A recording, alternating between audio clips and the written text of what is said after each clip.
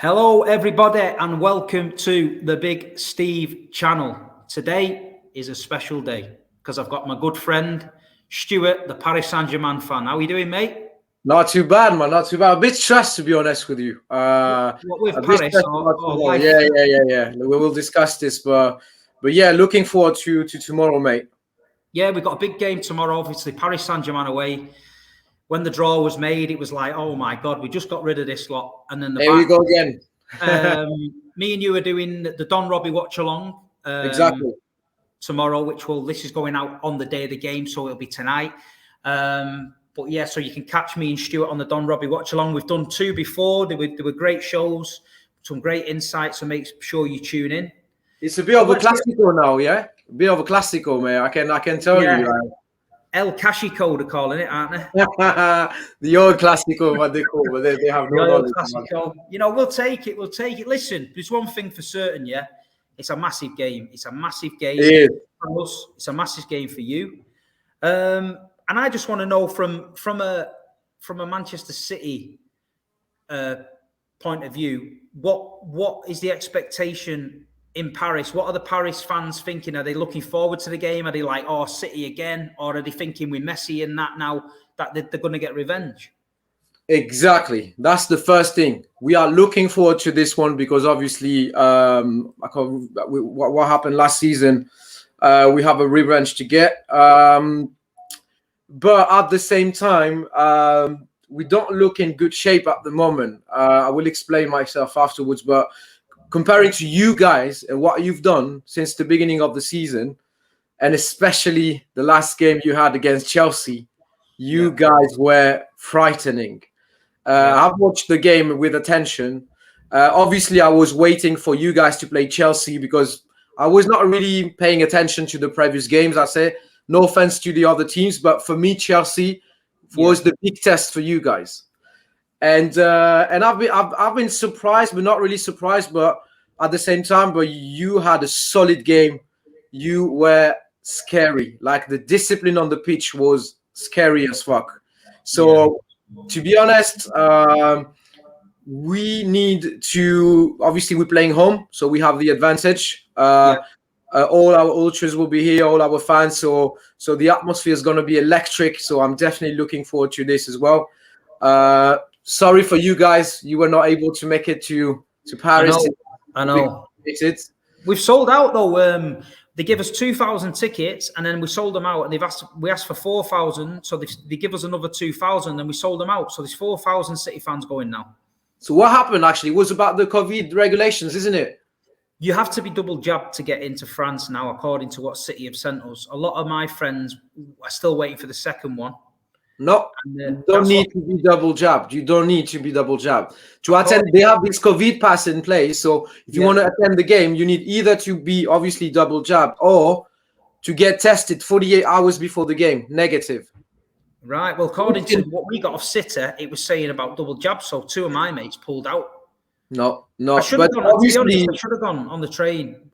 Since City are doing a day trip in and out, I was worrying about my phone because all my COVID passport and everything's on the phone. And I thought, I don't want to be getting on the plane with a phone charger and carrying that around with my passport and all this crap. It just started to become not enjoyable. So obviously when Don Robbie mentioned coming back on with you, I thought, you know what, we've got unfinished business. Let's do it. Exactly. So I'm glad you can join as well. But yeah, shame. We will meet for the second leg in Manchester with pleasure. Hopefully I'm here in London anyway, so it's easy for me to travel.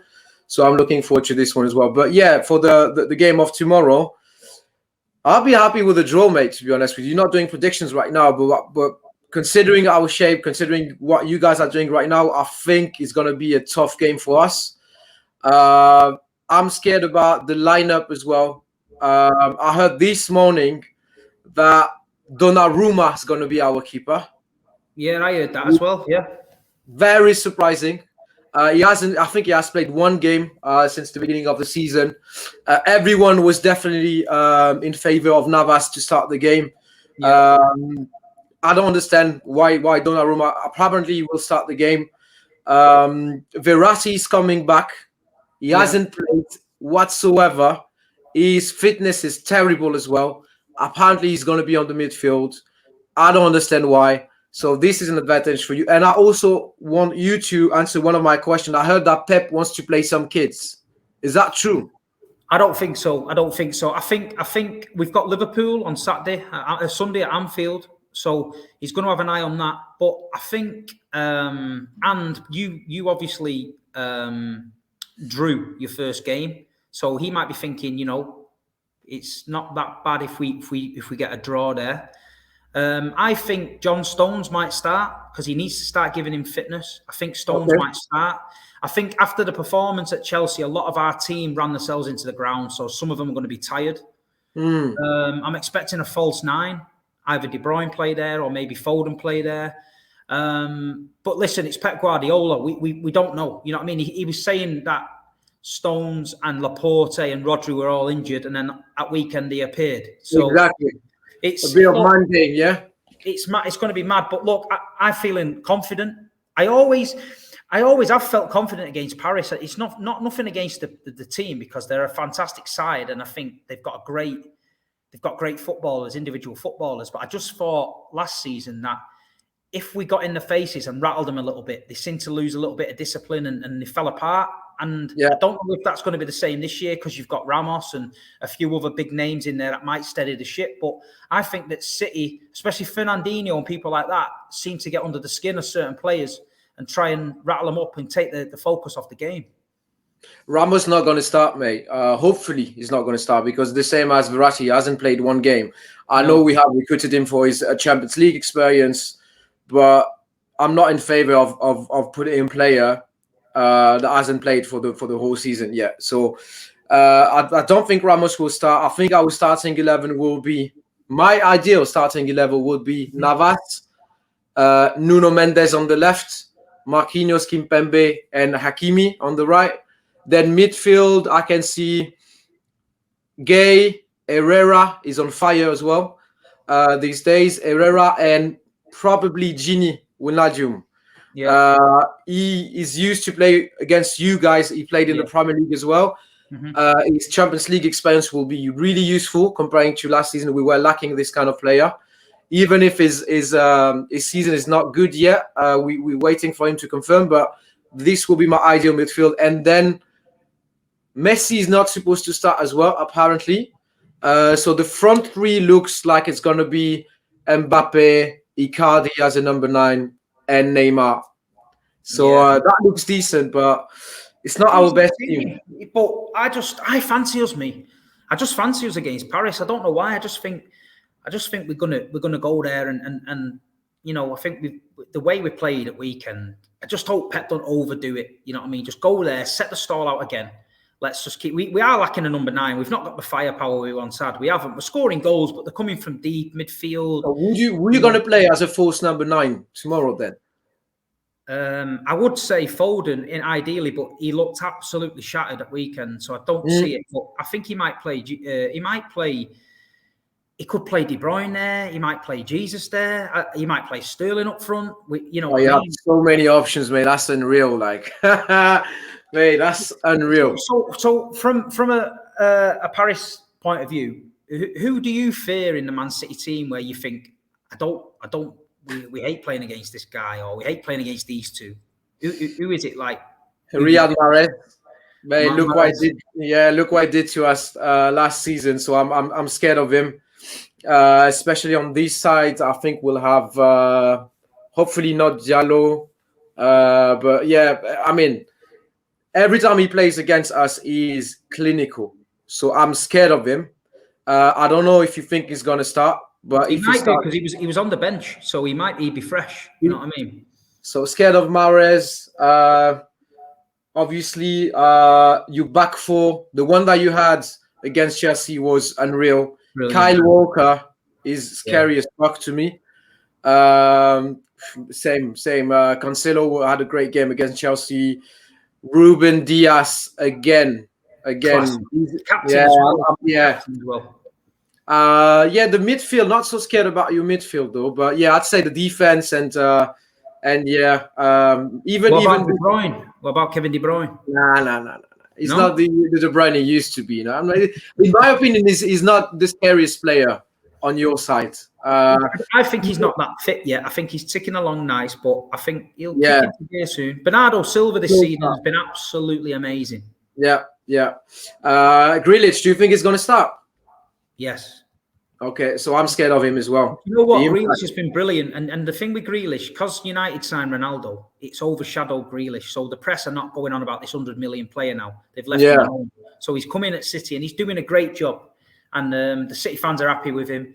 He's looking really dangerous. Seems to be getting better with every game. And he's never played in the Champions League. This is his first season. So you can tell he's like an excited kid. He wants to get involved in everything and that. And it's going to be a big game for him. And I'm looking forward to, obviously, we've talked about your fans and the ultras, and you've talked to me about the history of the ultras and how they've had, falling outs and stuff. But I'm looking forward to the display that you guys put on there and get behind your team. And my mates are all on the train today going to Paris.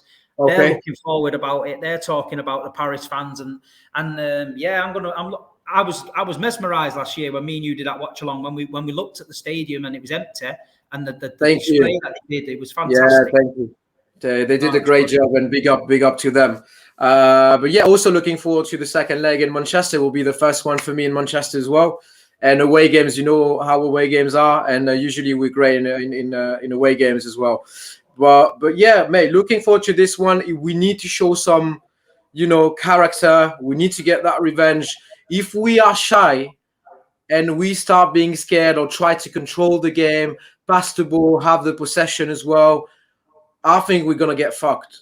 If we push, if we press high from the start and play counter-attacks as well, I think counter-attack is the key again with the speed that we have, the pace that we have with Mbappe, Neymar, and if Messi probably is going to start, we don't know about this, but I think the counter-attack will be the key.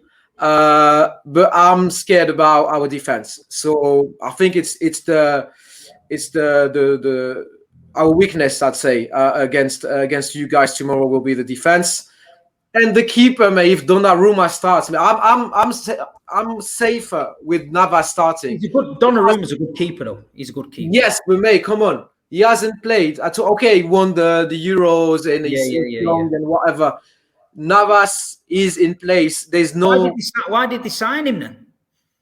Because it's almost the end of Navas, so Donnarumma is the future of the club. Oh, right. And is he happy with that? Is he sulking? That's what he said on the medias, but apparently he starts to be a bit frustrated, right?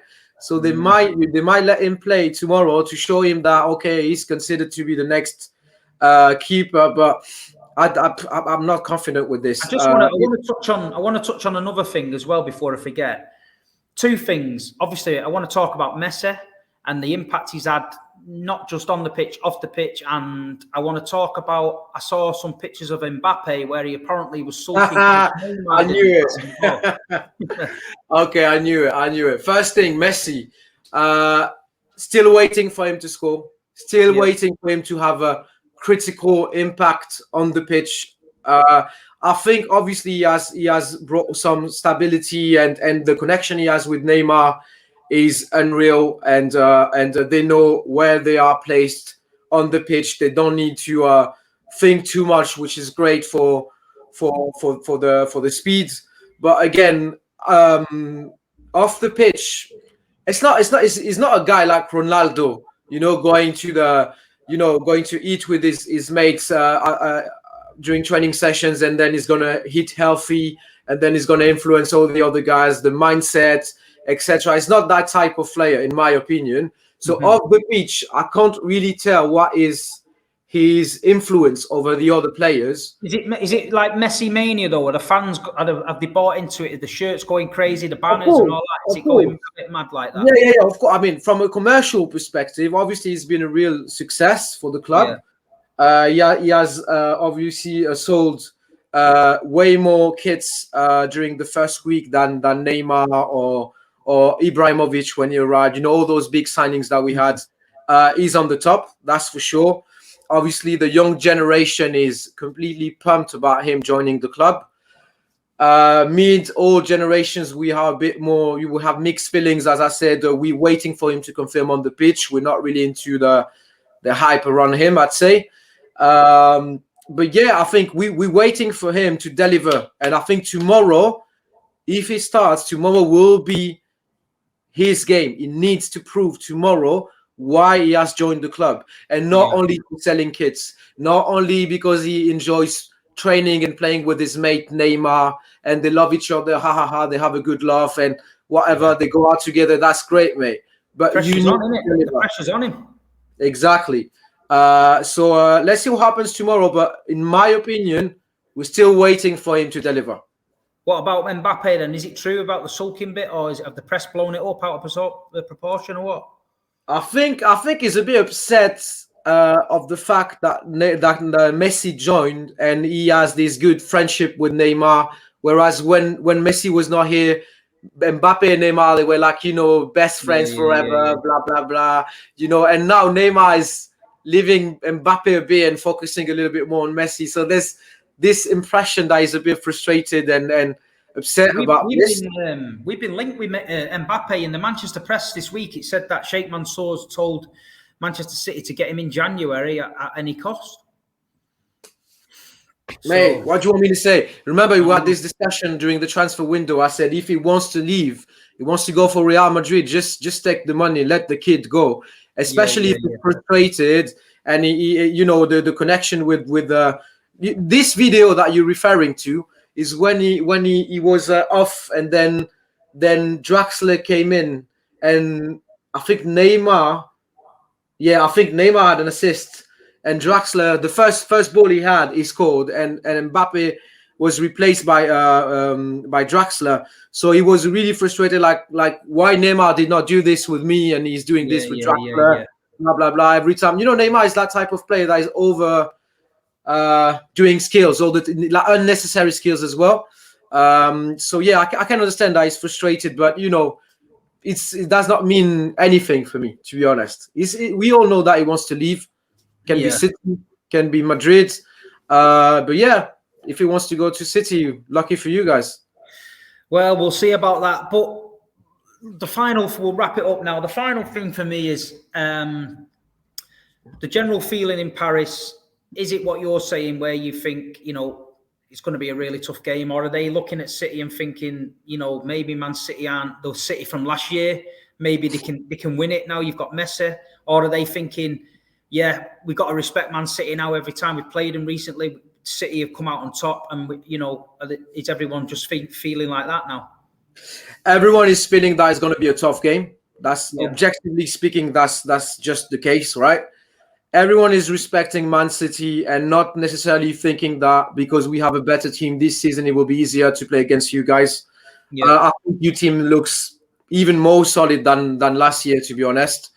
So yeah, we're definitely respecting the other side, but because of the revenge and because of the quality we have now this season, we can do something against you guys tomorrow, especially at home.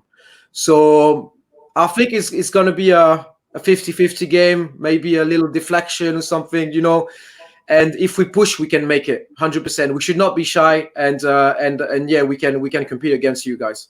I'm looking forward to it, mate. I am. I'm looking forward to getting down to London early tomorrow and getting in the studio. We'll get there a bit early, maybe get there a bit early and have something to eat, and then we'll do that. So, listen, my final question to you: match prediction. Come on, okay. Get the test out for the Paris boys. Tell me what's going to happen. My heart wants to say a little 2-1 for Paris. If Messi starts, I think he's going to score. Mbappe as well. But my mind says 1-1. Okay. I think a draw will be actually reasonable, objectively. And that's not too bad for us, to be honest. So ideally a 2-1 if we're pushing and showing a bit of character, but a 1-1 draw, even a 0-0 draw will be enough for me, to be honest. I'm going to go. I've still got my Manchester City, Stamford Bridge, chest pumping, Man City way back attitude.